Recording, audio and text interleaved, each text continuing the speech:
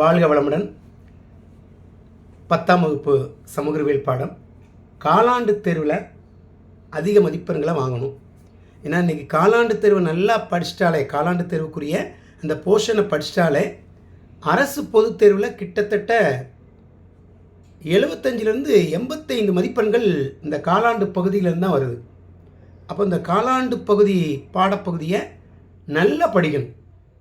அதான் என்னுடைய வேண்டுகோள். அப்போ எப்படி படிக்கணும், எதை படிக்கணும் அப்படிங்கிறத போன வீடியோவில் கொடுத்துருந்தேன். இப்போ ஸ்லோ லேர்னர்ஸ் படிக்க வேண்டிய கேள்விகள், நிறைய கேள்விகள் இருக்குது. அதாவது ஸ்லோ லேர்னர்ஸை மெல்ல கற்போர் அப்படிங்கிறத விட கற்பித்தல் தேவைப்படக்கூடிய மாணவிகளுக்கு நம்ம எதை படிக்க வைக்கலாம் அப்படின்னா, ஃபஸ்ட்டு அவங்கள ஒரு மதிப்பெண் வினாக்களை படிக்க வைக்கணும். சரியான விடை. ஏன்னா 14 ஒரு மதிப்பெண் வினாக்கள் வருது. 1லிருந்து 14 கேள்வி வரைக்கும் நமக்கு சரியான விடை கொஸ்டின் கொடுத்து 4 ஆப்ஷன். அப்போ அந்த 4 ஆப்ஷன் அவன் பார்க்கும்போது அந்த ஆன்சர் இதுதான் அப்படின்னு அவனை சுட்டி காமிச்சாலே போதும். கண்டிப்பாக சரியான விடையில் மதிப்பெண்ணை வாங்க வச்சிடலாம். அப்போ ஒவ்வொரு பாட பகுதிக்கு பின்னாடி இருக்கக்கூடிய புக் பேக் எக்ஸசைஸ், அந்த ஒரு மதிப்பெண் வினாக்களுக்கு அதிக முக்கியத்துவம் கொடுக்கணும். சரிங்களா? அடுத்து மெயினாக படிக்க வைக்கிறது 2 மதிப்பெண் வினாக்கள். இப்போ 2 மதிப்பெண் வினாக்கள் அப்படின்னா ஒரு பாடத்தில் எளிமையான வினாக்கள் கண்டிப்பாக இருக்கும். இப்போ ஃபார் த எக்ஸாம்பிள் நான் அடிக்கடி சொல்லியிருக்கேன், மூவர் கூட்டு நாடுகள், ஒரு 3 வார்த்தை, 2 வரி, 5 வார்த்தை, இந்த மாதிரி வரக்கூடிய வினாக்களை தேர்வு செய்து மாணவர்களுக்கு கொடுக்கணும். ஏன்னா கொஷின் எடுக்கிறவங்க கண்டிப்பாக ஸ்லோ லேர்னர்ஸையும் மனதில் வச்சு தான் கொஷின் எடுப்பாங்க. சரிங்களா? நல்லா படிக்கிறக்கூடிய மாணவர்கள், ஸ்லோ லேர்னர்ஸ், அதே மாதிரி ஆவரேஜாக மார்க் எடுக்கக்கூடிய மாணவர்கள், இந்த 3 ரகத்தையும் வச்சு தான் கொஷின் ப்ரிப்பேர் பண்ணுவாங்க, கொஷின் தயாரிப்பாங்க. அப்போது இந்த மூவர் கூட்டு நாடுகள் இங்கிலாந்து, ஃப்ரான்ஸ், ரஷ்யா, அதே மாதிரி பதுங்கு குழி போர் முறை. மாணவர்கள் நான் சொல்கிறதெல்லாம் குறிப்பெடுத்துக்கிட்டே வந்தால் கூட நீங்கள் என்ன செய்யலாம், எக்ஸாமில் நல்ல மார்க் வாங்கலாம். பதுங்கு குழி போர் முறை அப்படின்னா என்ன? அதாவது போர் வீரர்களால் தோண்டப்படும், எதிரிகளிலிருந்து தங்களை பாதுகாத்து கொள்ள போர் வீரர்களால் தோண்டப்படக்கூடிய ஒரு குழி. அது ஒன்றோடு ஒன்று தொடர்புடையதாக இருக்கும்.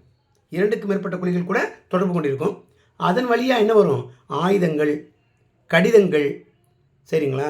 அதே மாதிரி தகவல்கள், சில நேரங்களில் போர் வீரர்கள் கூட அது வழியாக வருவாங்க. இதுதான் பதுங்கு குழி போர் முறை. ரொம்ப எளிமையானது. அதே மாதிரி பார்த்திங்க அப்படின்னா டாலர் ஏகாதிபத்தியம். இந்த டாலர் ஏகாதிபத்தியம் அப்படிங்கிறது அமெரிக்கா கொண்டு வந்தது.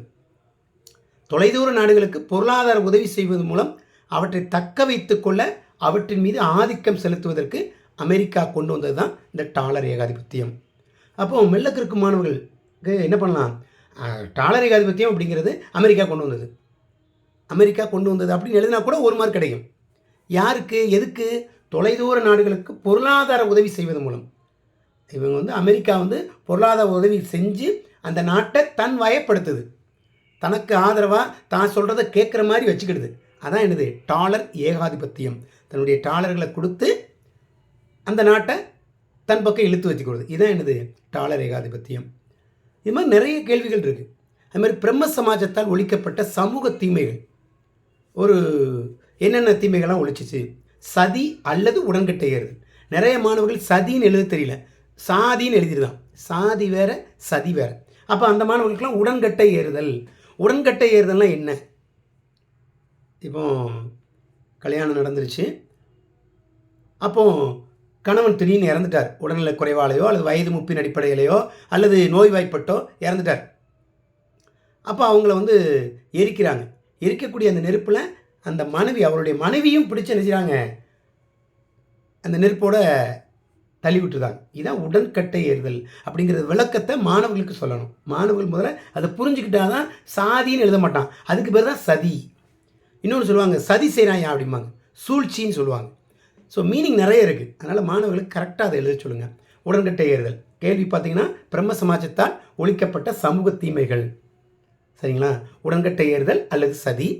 பலதார மனத்தை ஒழித்தது, குழந்தை திருமணத்தை ஒழித்தது, விதவைகள் மறுமணத்தை ஆதரித்தது. ஸோ இதுதான் இந்த பெண் சிசு கொலை, அதை தடுத்தது. இது அந்த பிரம்ம சமாஜத்தால் ஒழிக்கப்பட்ட சமூக தீமைகள். அதே மாதிரி நிறைய கேள்விகள் சொல்லலாம். அந்த 3 சர்வாதிகாரிகள் அப்படின்னு ஒரு கேள்வி வரும், எளிமையான கேள்வி. 3 நாடுகள் பேர் எழுதணும். அந்த 3 நாட்டினுடைய சர்வாதிகாரிகள் யார்? இப்போ ஜெர்மனி அப்படின்னா ஹிட்லர், அதே மாதிரி இத்தாலி அப்படின்னா முசோலினி, அதே மாதிரி ஸ்பெயின் அப்படின்னா ஸ்ப்ராங்கோ. அப்போ 3 நாடுகள் எழுதி 3 தலைவர்கள், அவங்க தான் சர்வாதிகார ஆட்சி. இப்போ சர்வாதிகார ஆட்சியில் என்னன்னு மாணவர்களுக்கு சொல்லணும். கொடூரமான ஆட்சி. சரி, அது அரசாங்கத்தை எதிர்த்து பேசக்கூடாது, உடனே அவனுக்கு பனிஷ்மெண்ட். சரிங்களா, அவன் கண்ட்ரோலில் வச்சுருப்பான். அதான் என்னது சர்வாதிகார ஆட்சி, ரொம்ப கொடுங்கோல் ஆட்சின்னு சொல்லலாம். ஸோ இது மாணவர்களுக்கு புரிஞ்சுக்கிட்டாங்கன்னா கண்டிப்பாக எழுதிடுவாங்க. 3 நாடுகள் பேர், அந்த நாட்டை ஆட்சி செய்த சர்வாதிகாரிகள் பேர், அவ்வளோதான். இந்த கேள்வி 3 சர்வாதிகாரிகள் சொல்லி வரும். இது மாதிரி நிறைய கேள்விகள் இருக்குது. முஸ்தபா கமல் பாட்ஷா. முஸ்தபா கமல் பாட்ஷா அப்படிங்கிறது முதல் பாடத்தை நல்லா படிக்க சொல்லிடுங்க. கண்டிப்பாக ஒரு கேள்வி இடம்பெறும், எந்த பகுதியாக இருக்கட்டும். வரலாறு, புவியியல், குடிமையியல், பொருளியல் 4 பகுதியில் உள்ள முதல் பாடத்தை சாய்ஸ் விடாமல் 2 மார்க்கை படிச்சுட்டான் அவன் 4 2 மார்க் அட்டன் பண்ணிடுவான். என்னை பொறுத்தளவு கண்டிப்பாக 3வது வந்துடும். அதனால் நல்லா படிக்க சொல்லுங்கள், சாய்ஸ் விடாமல் படிக்க சொல்லுங்கள். அப்போ முஸ்தபா கமல் பாட்ஷா துருக்கியை நவீனமயமாக்கினார், துருக்கியை மாற்றி அமைத்தார், அதனுடைய எதிர்மறை எண்ணங்களிலிருந்து மாற்றி அமைத்தார். அவ்வளோதான், வேற ஒன்றும் கிடையாது. அது மாதிரி பன்னாட்டு சங்கத்தின் தோல்விக்கான காரணம் ரொம்ப எளிமையான கேள்வி. பன்னாட்டு சங்கம் வந்து கூட்டு பாதுகாப்பு என்னும் கொள்கையை கடைபிடிக்க தவறியது. அடுத்து பார்த்தீங்கன்னா அதுக்குன்னு இராணுவம் இல்லை, தனக்கென்று இராணுவம் இல்லை. இது அந்த 2 பாயிண்ட். எனவே பன்னாட்டு சங்கம் தோல்வியை தழுவியது. எவ்வளோ எளிமையான கேள்வி. இப்போ வரலாறுல இதெல்லாம் இம்பார்ட்டன்ட் கொஸ்டின்ஸ், இது மாதிரி நிறைய இருக்குது. சரிங்களா, அப்போ அந்த கேள்விகளை மாணவர்களை என்ன செய்யணும், அந்த ஸ்லோலனஸ், அந்த கற்பித்தல் தேவைப்படக்கூடிய மாணவர்களை நம்ம படிக்க வச்சோம். இந்த மாதிரி விளக்கம் கொடுக்கணும். அவனுக்கு விளக்கம் கொடுத்துட்டாலே கண்டிப்பாக படிச்சிருவான். அவனுக்கு சொல்லிப்பாங்க ஒரு வரியாவது எப்படி அப்படின்னு சொன்னாலே கண்டிப்பாக படிச்சிருவான். ஏன்னா முழுமையாக அவனால் எழுத முடியாது, முழுமையாக எழுதிட்டா தான் நல்லா படிச்சிருவானே, அவன் ஸ்லோலனஸாக இருக்க முடியாது. அப்போ இந்த மாதிரி ஒரு சில 3 வார்த்தை 2 வரி இருக்கக்கூடிய கேள்விகளை கண்டிப்பாக எடுப்பாங்க. கொஷின் எடுக்கிறவங்க கண்டிப்பாக இதை மனதில் வச்சு தான், அந்த மெல்லக்கற்கும் மாணவர்களை மனதில் வச்சு தான் கொஸ்டின் எடுப்பாங்க. சரிங்களா, அதே மாதிரி புவியியல் பகுதி. இந்த புவியியல் பகுதியில் என்னென்ன படிக்கலாம், மண் வகைகள் படிக்கலாம். மண் வகைகள் 5 இருக்குது, அதாவது மெயினானது 8 இருக்குது மொத்தம். மெயினானது அவனை படிக்க சொல்லுங்கள். வண்டல் மண், கரிசல் மண், செம்மண், பாலை மண், சரளை மண் எழுதலாம், அல்லது உவர் மற்றும் காரமண் அப்படின்னு கூட எழுதலாம். ஸோ 5 வகையான மண்ணாவது அவனுக்கு தெரியணும். ஏன்னா அந்த கேள்வி வந்து 5 மார்க்கில் கேட்டுதாங்க. இந்திய மண் வகைகள் ஏதேனும் 5னை விளக்கமாக எழுதுன்னு கேட்டுதான். அப்போ அதனுடைய நிறம் அவனுக்கு தெரியும், அதில் என்ன விளையுது அப்படிங்கிறத சொல்லி கொடுத்துடணும். இப்போ கரிசல் மண்ணா பருத்தி விளையுது, வண்டல் மண்ணா நெல், கரும்பு, வாழை விளையுது. சரிங்களா, அதே மாதிரி செம்மண்ணா பருப்பு வகைகள் விளையுது, மலை மண்ணா பல வகைகள் விளையுது. இப்படிங்கிறத அவனுக்கு சொல்லிட்டா கண்டிப்பாக அவன் அதை வச்சா அதை எழுதிடுவான். கரிசல் மண்ணா கருப்பாக இருக்கும், வண்டல் மண் 2 வகைப்படும், பாங்கர், காதர் படிச்சிருப்போம். சரிங்களா, ஸோ இந்த மாதிரி சின்ன சின்ன டிப்ஸ் அவனுக்கு கொடுக்கும்போது 5 மார்க்கை கூட மெல்லக்கற்கும் மாணவர்கள் கண்டிப்பாக படிச்சிருவாங்க. இது ஆசிரியர்கள் கொடுத்துருப்பாங்க, இருந்தாலும் ஒரு நினைவூட்டல். அப்போ இது 5 மதிப்பெண் வினாக்களுக்கும் மாணவனுக்கு பயன்படும். அடுத்து பார்த்தீங்கன்னா அந்த இந்தியாவினுடைய அண்டை நாடுகள் முதல் கேள்வி புவியியல்ல. இதை மெல்லக்கற்கும் மாணவர்கள் எப்படி படிக்கலாம், அவனுக்கு திசையை சொன்னால் கண்டிப்பாக மாற்றி போட்டுருவான். இப்போ அதில் தப்பு வாங்கிடுவான். அப்போ என்ன பண்ணலாம், இந்தியாவுடைய அண்டை நாடுகள், இந்தியா மேப் எடுத்து வச்சுக்கணும், அல்லது வேர்ல்டு மேப் எடுத்து வச்சுக்கிட்டு இந்தியா இதுதான், இந்தியாவை சுற்றி இருக்கக்கூடியதான் அண்டை நாடு. ஃபார் எக்ஸாம்பிள் பாகிஸ்தான் இருக்குது, ஆப்கானிஸ்தான் இருக்குது, நேபாளம், பூடான், பங்களாதேஷ். சரிங்களா, இந்த மாதிரி ஒரு 5 நாடுகளாக அவன் சுட்டி காட்டணும். அவனுக்கு நிறைய சொல்லணும்னா மறந்துடுவான். இப்போ 5 நாடுகளை சுட்டி காட்டும்போது இலங்கை. சரிங்களா, இப்படி சொல்லும்போது அவன் ஈஸியாக அதை ஞாபகத்தில் வச்சு எழுதுறதுக்கு வாய்ப்புகள் அதிகம். அந்த கேள்வி முக்கியமானது. அதே மாதிரி பார்த்திங்க அப்படின்னா இந்த ஜெட் காற்றோட்டம்னா என்ன, வளிமண்டல உயரடுக்கில் குறுகிய பகுதிகளில் வேகமாக நகரக்கூடிய காற்றுகள். வளிமண்டல உயரடுக்குகளில் குறுகிய பகுதிகளில் ஸ்பீடாக வேகமாக நகரக்கூடிய காற்றுக்கு பேர் தான் என்னது, ஜெட் காற்றுகள் அப்படி சொல்லுவாங்க. ரொம்ப முக்கியமான கேள்வி, ஃபர்ஸ்ட் லெசனில் இருக்குதுன்னு நினைக்கிறேன். அதே மாதிரி பருவமழை வெடிப்பு. தென்மேற்கு பருவக்காற்று தொடங்குவதற்கு முன் வட இந்தியாவில் 46 டிகிரி செல்சியஸ் வெப்பநிலை உயர்கிறது. இடி மின்னலுடன் கூடிய கனமழையை கொடுக்கிறது. இதுக்கு பேர் தான் பருவமழை வெடிப்பு. எது, தென்மேற்கு பருவக்காற்று. தென்மேற்கு பருவக்காற்று ரொம்ப முக்கியமானது. வரைபட பயிற்சியில், இந்திய வரைபட பயிற்சியில் கேட்பாங்க.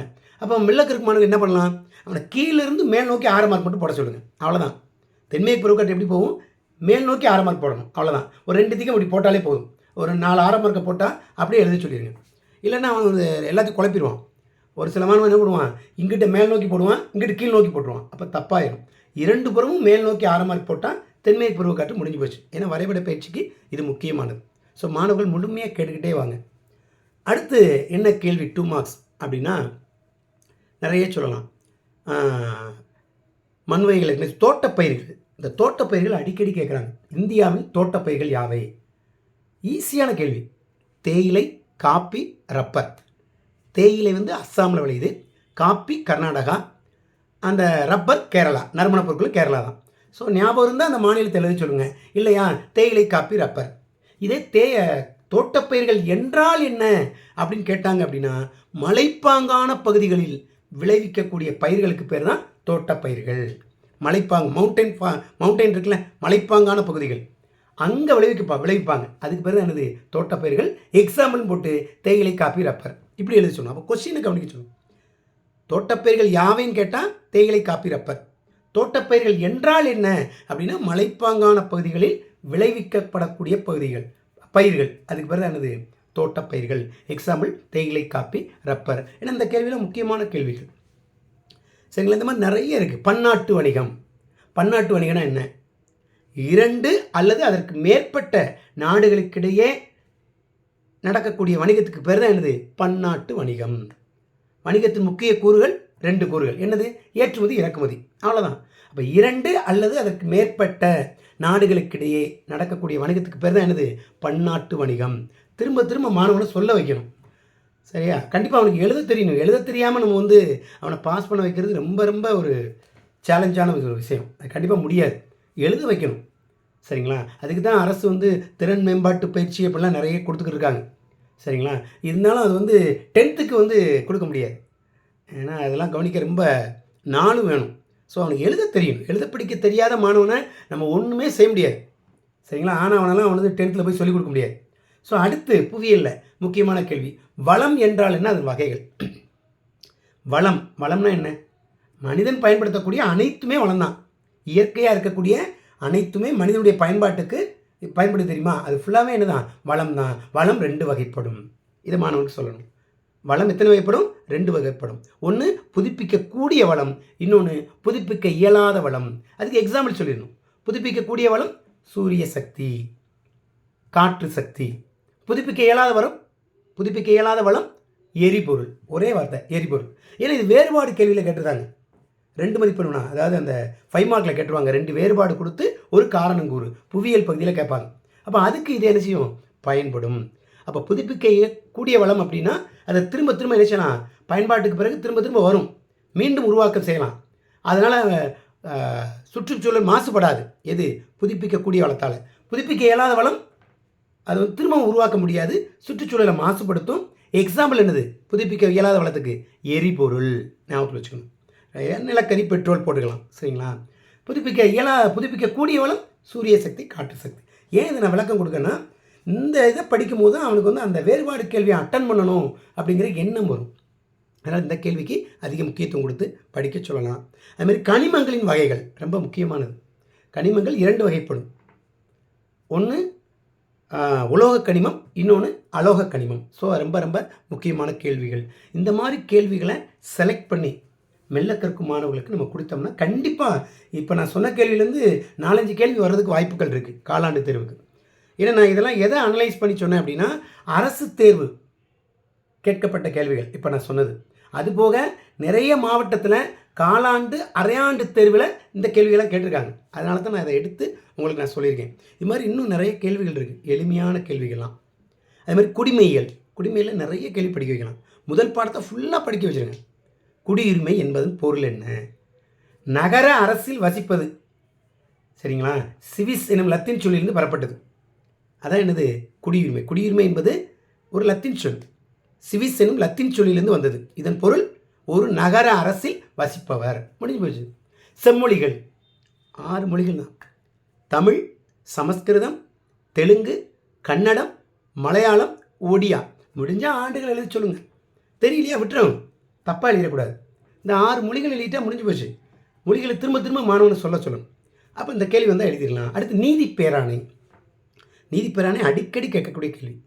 நீதிமன்ற முத்திரையுடன் நீதிமன்றத்தால் வெளியிடப்படும் கட்டளை அல்லது ஆணை, அதுதான் எனது நீதி பேராணை. எவ்வளோ எளிமையான கேள்வி. ஒரு 4 தடவை இதை வந்து ரிப்பீட் பண்ண சொல்லணும், திரும்ப திரும்ப சொல்ல சொல்லணும்.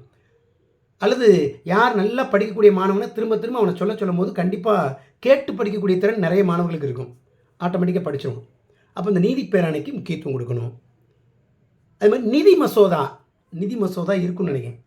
நிதி மசோதானா என்ன? நிதி தொடர்பான மசோதா நிதி மசோதா என்ன கஷ்டமானதா? இது மக்களவையில் மட்டுமே அறிமுகப்படுத்த முடியும். ரொம்ப முக்கியமான ஒரு இது, அவ்வளோதான். அப்போ நிதி மசோதானா நிதி தொடர்பான பணம் தொடர்பான மசோதா, அதான் நிதி மசோதா. மக்களவையில் மட்டும் அறிமுகப்படுத்துவாங்க அப்படி சொல்லி முடிச்சிட்டா கூட போதும். ஒரு 2க்கு 1 மார்க் கிடைச்சா கூட போதும், ஈஸி 2 மார்க் கூட கொடுத்துடலாம் அதுக்கு.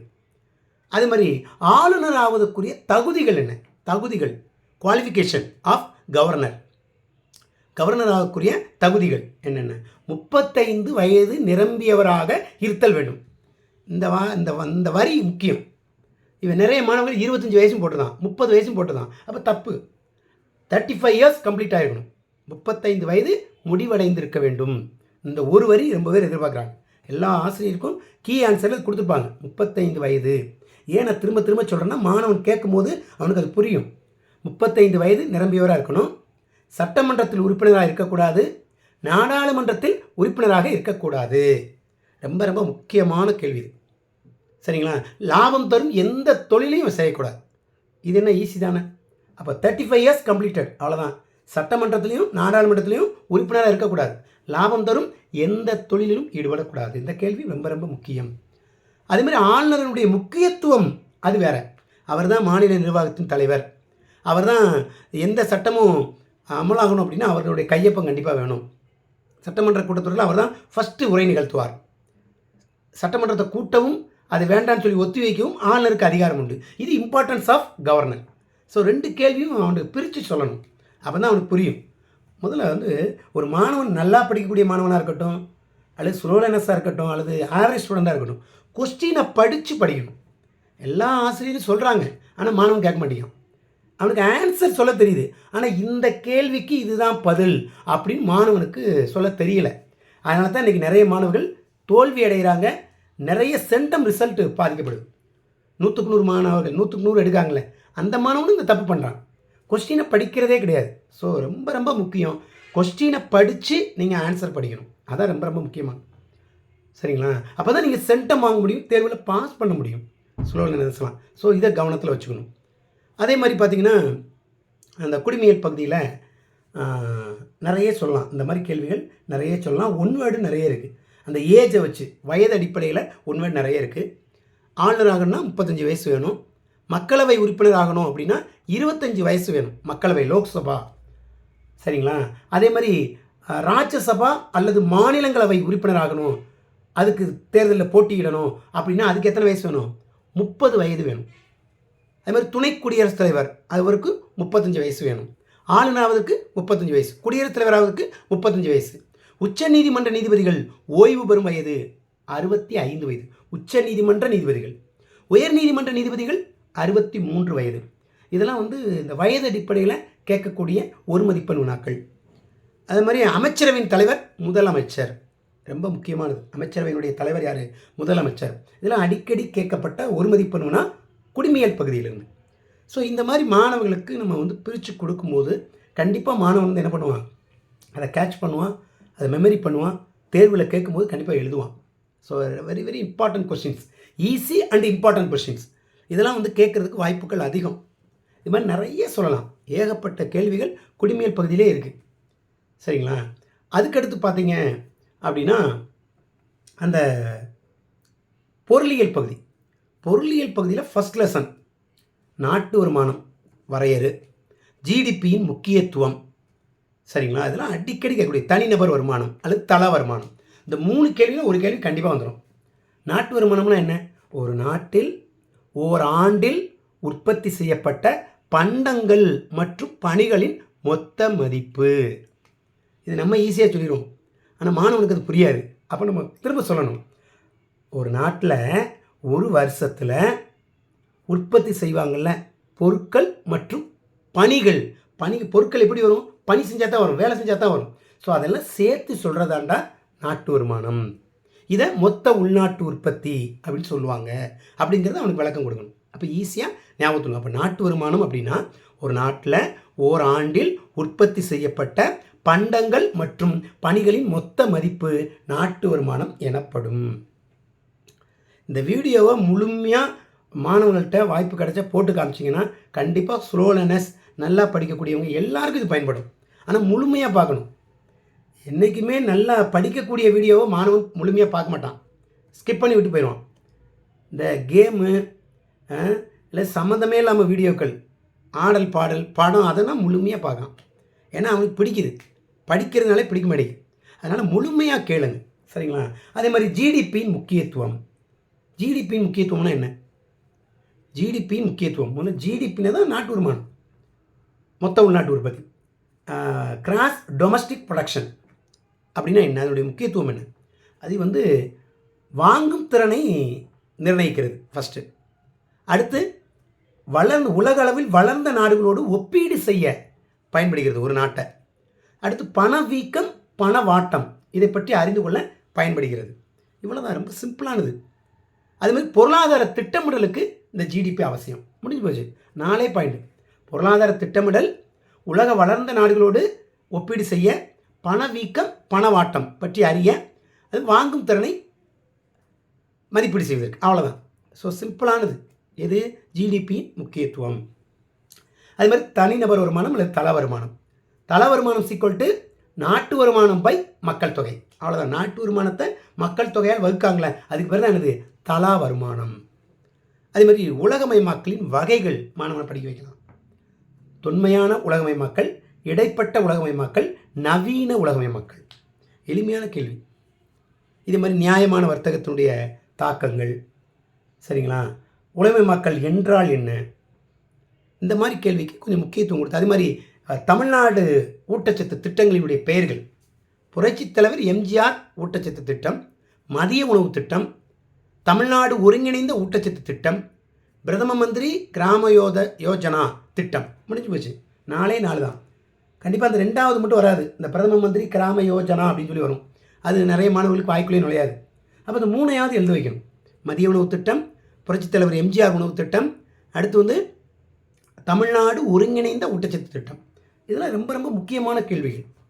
அதுமாதிரி FAO உணவு பாதுகாப்பு வரையறை. நல்லா படிக்கக்கூடிய மாணவர்கள் இதை படிச்சுக்கணும். ஏன்னா அது வார்த்தை ஒன்று ரொம்ப ரொம்ப முக்கியமானதாக இருக்கும், சரிங்களா? அதே மாதிரி அந்த ஊட்டச்சத்து கூறுகள் 3 கூறுகள் வரும். ஊட்டச்சத்து பாதுகாப்பின் 3 முக்கிய கூறுகள் அப்படின்னு கேள்வி நினைக்கிறேன். அது என்ன? உணவு கிடைத்தல், உணவு அணுகல், உணவு உறிஞ்சுதல். முடிஞ்சு போச்சு. இந்த கேள்விலாம் சுலனாஸ் படிச்சிடலாம். மெல்லக்க இருக்கும் மாணவர்கள் இதை படிச்சிடலாம். ஸோ கிட்டத்தட்ட பார்த்தீங்கன்னா நான் ஒரு 25 கேள்விகள் குறையாமல் விளக்கம் கொடுத்துருப்பேன். இந்த கேள்விகளுக்கு அதிக முக்கியத்துவத்தை அந்த மெல்லக்க இருக்கும் மாணவர்கள், அதாவது கற்பித்தல் தேவைப்படும் மாணவர்களுக்கு திரும்ப திரும்ப நம்ம ரிவிஷன் கொடுக்கலாம். ஒன்வேர்டுக்கு அதிக பயிற்சி கொடுக்கலாம். அது மாதிரி வரைபட பயிற்சி விரைவில் நான் நிறைய வீடியோஸ் போட்டிருக்கேன். இருந்தாலும் வரைபட பயிற்சி இந்த காலாண்டு தேர்வுக்காக மெல்லக்க இருக்கும் மாணவர்களுக்காக எல்லா மாணவர்களும் வரைபட பயிற்சியை பார்க்கலாம்.